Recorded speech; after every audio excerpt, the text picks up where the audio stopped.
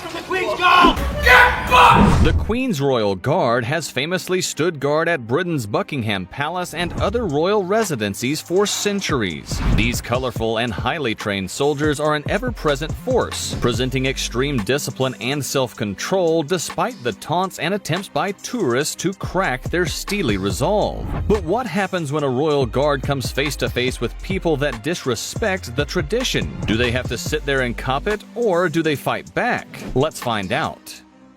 The ceremony we all know as the changing of the guards was first performed at the Palace of Whitehall until the monarchy moved to St. James Palace. Their watch would continue until Queen Victoria decided she needed a little more room and relocated the family to Buckingham Palace. Rather than just leave St. James Palace unguarded, a small detachment was left to guard the Queen's former residence. Today, that trend continues with the Queen's Royal Guards responsible for keeping watch over several royal buildings throughout the UK. Millions of tourists flock to the grounds of St. James and Buckingham Palace every year to watch the famous changing of the guard ceremony. In this precision practice drill, the previous shift hands over the duty of protection to the next shift, effectively changing from the old to new guard.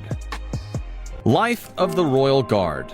Despite their almost novelty appearance, members of the Royal Guard are not to be underestimated. Every member of the Royal Guard is an elite combat soldier, trained in deadly weapons and hand-to-hand combat. They are subjected to intense psychometric testing and must satisfy specific physical criteria in order to be considered. One of those criteria is height. Just a few years ago, if you were under 6 foot 2 inches, there was no chance of you serving in this prestigious role. As of 2017, they've literally lowered the bar, allowing people who are at least 5'10" to be part of the Guard. A Royal Guard must never leave his post, standing to attention at all times. That means if nature calls, hold it. You might even say having a big bladder is a prerequisite for signing up.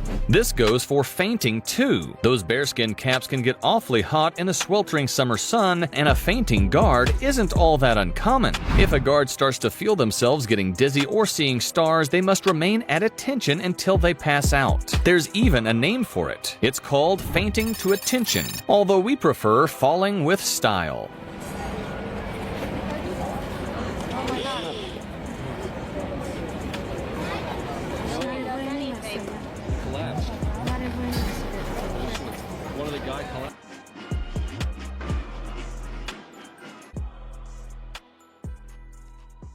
Do they speak?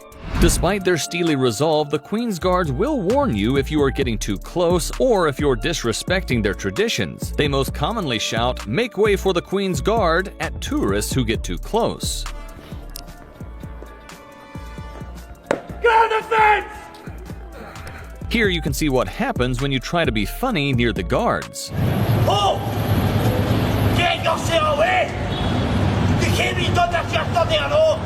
Do one! Don't get too close. You've been warned. Get back! Get back! Smiling is forbidden. Do you know someone who is never in a good mood? The kind of person who yawns on a roller coaster? Well, maybe they should consider a career as a British Royal Guard, because smiling and laughing is a big no-no within this crack team of combat professionals. Not even a beautiful girl asking for a selfie will sway the steel gaze of the Royal Guard. In fact, it's so frowned upon, soldiers that break their composure are often fined up to $260 just for smiling. That's not to say it doesn't happen though. Here, a couple of tourists managed to make this guard crack. All right. Maybe we can see his. All right. Yeah. This has to be really entertaining for him, I hope. Hopefully. Yes! Oh my god, I can't believe you did it. You're awesome. I love you. I can't believe you did it. Cheers.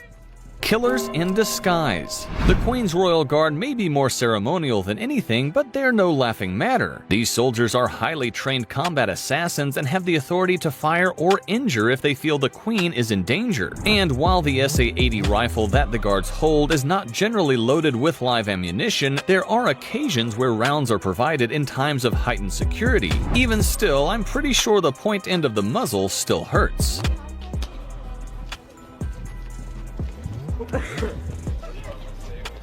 Get back from the Queen's Guard! Royal bloopers.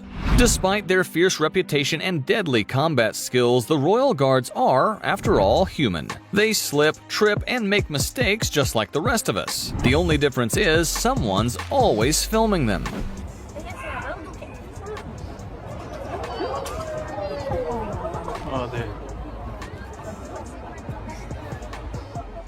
This one had to hurt. Some would say this guard's performance is slipping.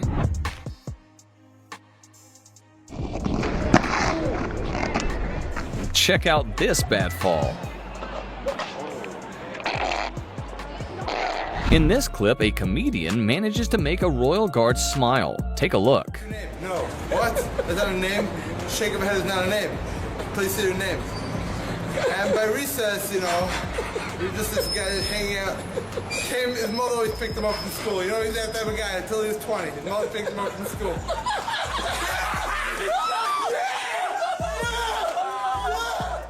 The Royal Guard certainly has some moves.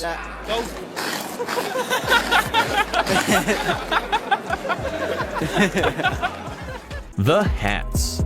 It's probably best to address the elephant, or should I say bear, in the room. The giant black hats that closely resemble a fluffy boom mic aren't hats at all. They're bearskins, and they have a proud and quirky history that dates back over 200 years. The French Emperor Napoleon dressed his imperial guards in tall bearskin caps while he was in power in the early 19th century. He did so in the belief that the extra height would intimidate his opponents. Well, it didn't work out so great for Napoleon after his troops were defeated by the British in the Battle of Waterloo in 1815. Wanting a souvenir of their victory, the British then collected these bearskin caps and took them home as trophies. The bearskin caps were eventually adopted to be a part of the British Grenadier Guards uniform and spread to other parts of the British military. Most helmets have a strap that goes under the chin to secure it tightly. The Royal Guards bearskin has a nose strap for safety. At 18 inches in height and weighing up to 1.5 pounds, you need both a strong neck and a robust nose to keep that baby on. Surely that design poses some problems.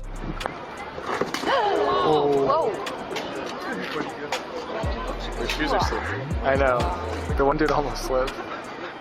Turns out there is a reason for the nose strap. That big black cap was a prime target for cavalry, and a shot to the cap could quite easily break a soldier's neck if it was hit hard enough. Fastening the cap under the nose ensures that the hat flies off and doesn't take the soldier's head with it. Oh, and don't worry, while the bearskin caps used to be made from Canadian black bear fur, the Queen's Royal Guard are now all completely vegan, as in you'll only find fake fur on the heads of these soldiers.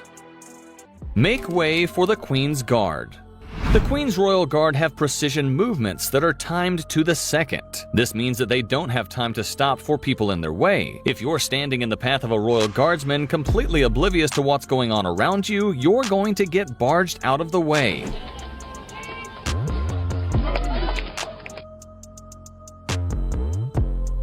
Sometimes innocent bystanders can also cop the brutal arm of the Queen's Royal Guard. If you're quick, you can see this guard do what we've all thought about doing at least once in our lives.